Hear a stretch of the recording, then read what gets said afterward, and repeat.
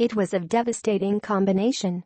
Taylor ran for 183 yards and 1 score, and Ingold scored 3 touchdowns on 5 touches to lead the Badgers to a 45-17 victory at Indiana, keeping them in the shrinking group of unbeaten teams. "We wanted to come out and set the tone," said Taylor, who had a 45-yard run on his first carry after being listed as questionable all week with a bad ankle. "That was the main idea, just coming out and setting the tone." It wasn't as easy or as impressive as the final regular score indicated.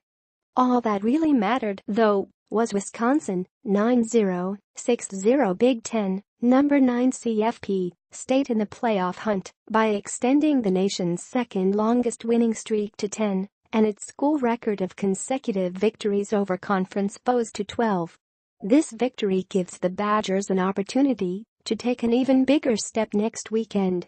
Beat Iowa at home, and they'll clinch the West Division title and their 5th trip in 7 years to the Big Ten championship game. Perhaps that will show the selection committee Wisconsin is a legitimate contender.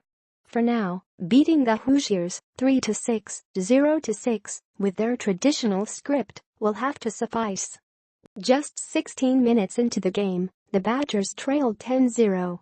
But with Taylor gashing the Indiana defense, Bradrick Shaw and Garrett Groshek filling in, and Ingold doing the dirty work, Indiana wore down and eventually broke down. Wisconsin took the lead by scoring 24 consecutive points and finally seized control when Taylor, the Big Ten leader in yards rushing and TD runs, broke free for a 32-yard touchdown. "He's just really good," Badgers quarterback Alex Hornibrook said. Indiana cut the deficit to 24-17 with 4:12 left in the third quarter, but then the Badgers' defense started throwing its weight around. Joe Ferguson picked off passes on each of Indiana's next 2 possessions, and Wisconsin took advantage of the short field with 1-yard scoring runs from Ingold both times to make it 38-17. "We played a great football team today, but when you're minus in the takeaway ratio you're not going to win," Indiana coach Tom Allen said. "To me, that's what it came down to. The takeaway." Wisconsin, the Badgers added another win over an unranked team to their resume. But Wisconsin still needs help to make the playoff.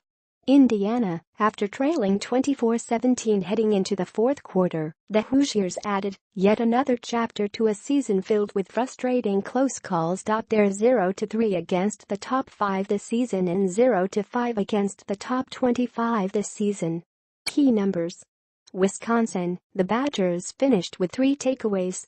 Hornibrook was 13 of 20 for 158 yards with 2 TDs and 1 interception. The Badgers held the ball for 39 minutes, 23 seconds, and were 8 of 15 on third down. Indiana, Richard Lago started in place of Ramsey and finished 20 of 34 for 226 yards with 2 TDs and 2 interceptions. The Hoosiers had 21 carries for 40 yards. Simi Cobbs Jr., Whop Phillier and Luke Timian each had 5 catches. Tough call.